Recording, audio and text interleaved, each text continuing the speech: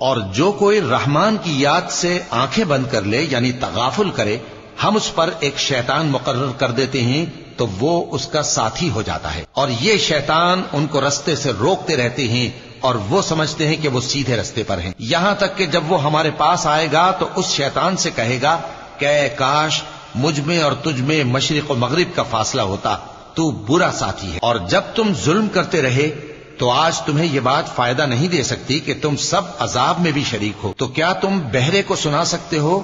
یا اندھے کو رستہ دکھا سکتے ہو، اور جو کھلی گمراہی میں ہو اسے راہ راست پر لا سکتے ہو؟ پھر اے پیغمبر، اگر ہم تم کو وفات دے کر اٹھا لیں